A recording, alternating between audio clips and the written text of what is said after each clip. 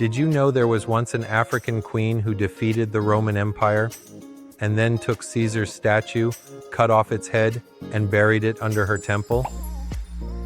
Yeah, you probably didn't hear that one in school. This is the incredible story of Queen Amanirenas and the Kingdom of Kush, a forgotten empire that stood tall against Rome and made history in a way few people talk about today.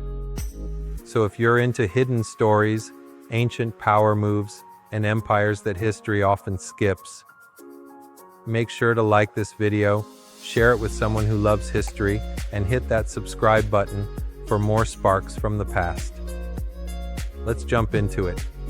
Long ago, in what is now Sudan, there was a powerful African kingdom called Kush. It was located just south of ancient Egypt and had its own pyramids, its own language, and its own kings and queens. Kush was rich in gold, iron, and trade, and had been around for centuries. In fact, at one point, Kushite kings even ruled Egypt. That's how powerful they were. But in 30 BCE, things changed.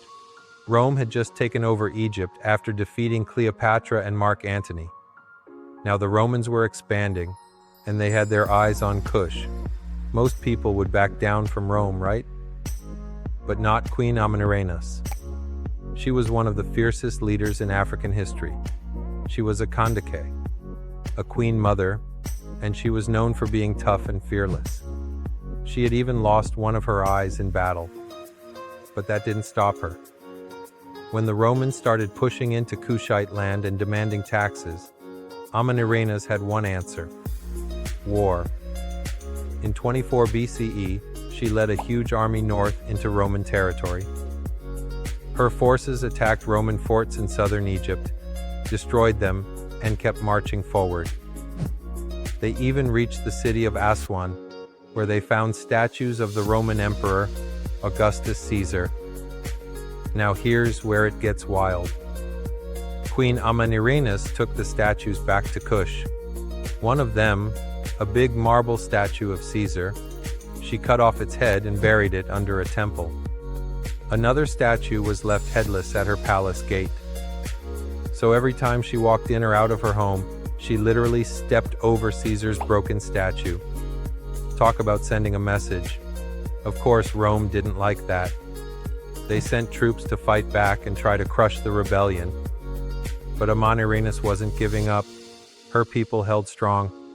After several years of fighting, the Romans realized this wasn't going to be easy. Eventually, both sides agreed to a peace treaty. And here's the surprising part: Kush got to keep its land. Rome pulled back. No taxes, no occupation, no Roman rule. Queen Amanirenas had faced down the biggest empire in the world and won. Now let me ask you, had you ever heard of her before?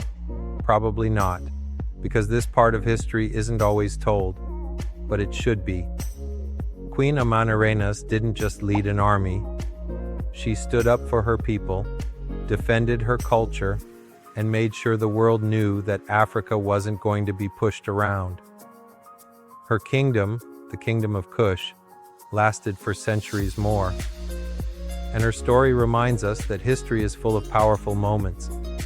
We just have to look beyond the usual textbooks. If you enjoyed this story and want more forgotten legends like this, don't forget to like, share, and subscribe to History Sparks. Because sometimes the biggest sparks in history come from the stories that almost got lost.